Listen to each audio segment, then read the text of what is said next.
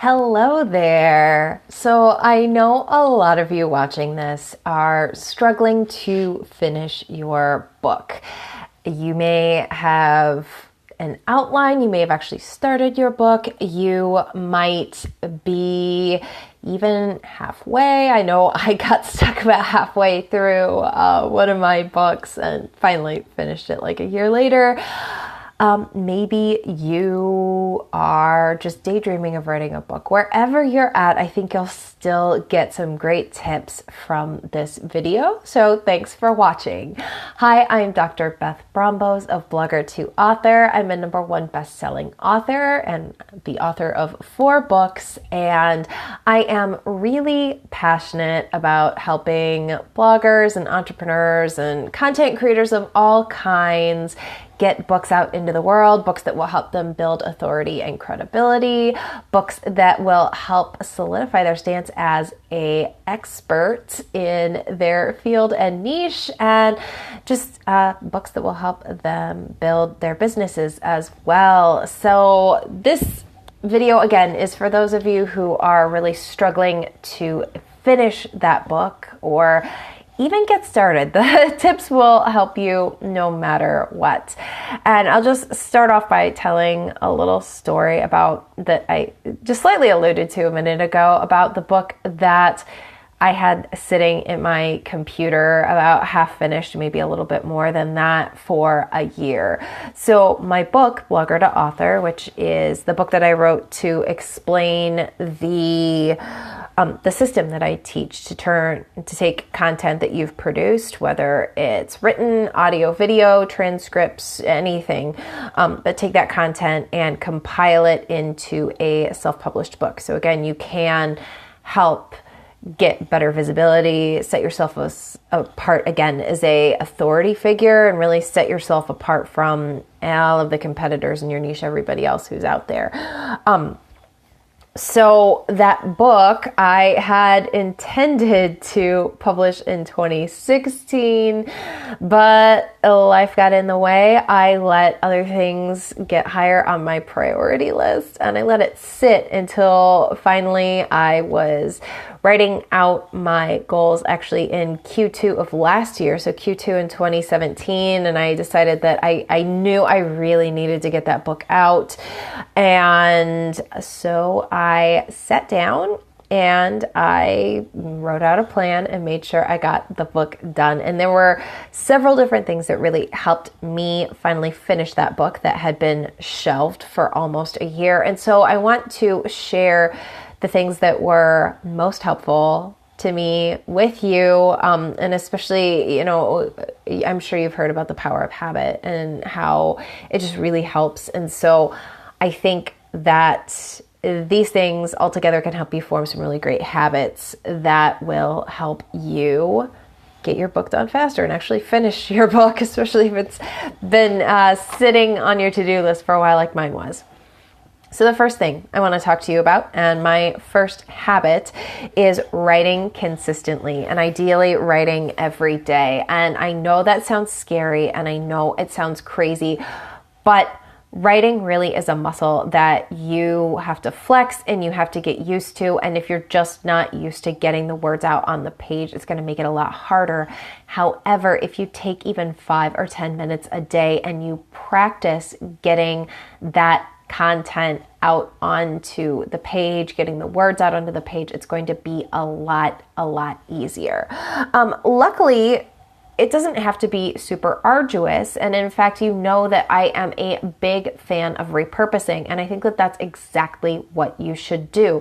So I don't think you have to sit down and write content for your book and then also do all of this other content. The writing can be repurposed for both. So for example, if you have an idea that you need to get out as part of your book, you have a small section of a chapter, for example, that you need to write for, what you can do is make that either part of a blog post if you need to publish a blog post that week, or even consider writing out a long social media post. So writing out a long post on Facebook or Instagram, you could absolutely copy that text and put it in your book.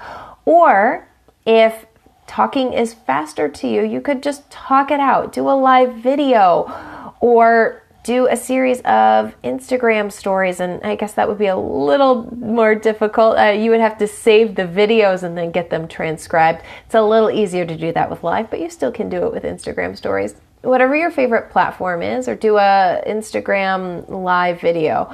But take that video and get it transcribed, and then take the transcription and add that as part of your book.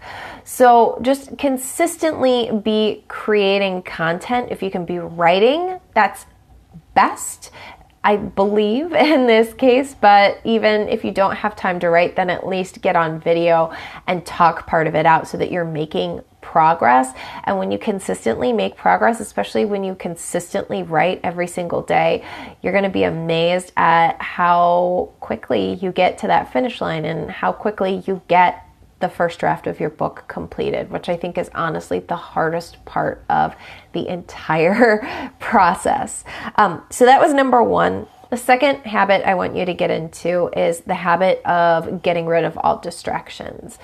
And I think this is easier said than done. And I know I've fallen prey to this as well. I'm like, no, I can keep my Wi-Fi on. I'm fine. I have enough willpower, that sort of thing. But when it comes down to it, especially if you're like me, and I've developed some bad habits, and a lot of those bad habits are just constantly like, I'll get bored for a minute, like just a split second, and I'll immediately go over and open up Facebook, even if I'm in the middle of something. And it's a terrible habit that I've gotten into.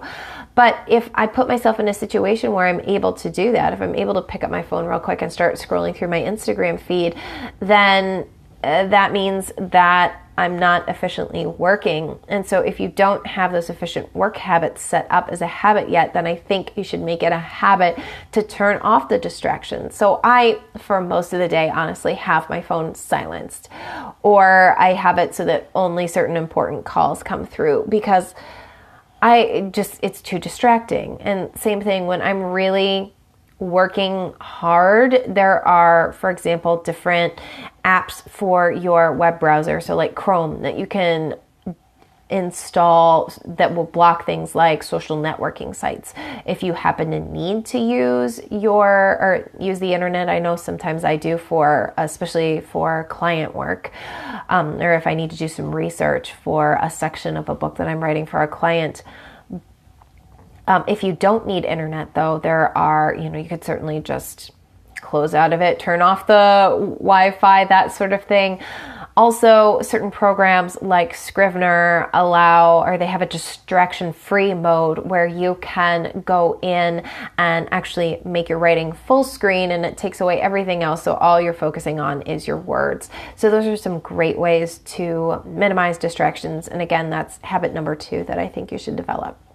Habit number 3 is really honing the writing process, and especially the process of writing a draft. And specifically, I think you should focus on just getting your words out and not editing as you write, and not worrying about the quality of what you're writing, and instead just getting words out on the page. And again, I know so many of this, especially if, for example, with blog posts, I usually write mine with a pretty quick turnaround because I am bad at planning, or definitely worse at planning than I used to be. I should be better at it. But so to get my blog post written in a certain period of time and get ready to publish as quickly as possible, sometimes I do have to go back and self-edit as I'm writing, or edit right after I've written something. And that may work for that situation, but in terms of creating book and adding length and increasing your word count, it's not a great habit to be in. So I think you should actually get in the habit, especially when it comes to writing content for your book, of just getting words out on the page, getting any words out on the page, because I think most people believe the same way, at least most people who I talk to about writing, that it's the first draft is the hardest to get out. And then once you have that first draft, once you have the draft of your manuscript, it's a lot easier to go back and edit.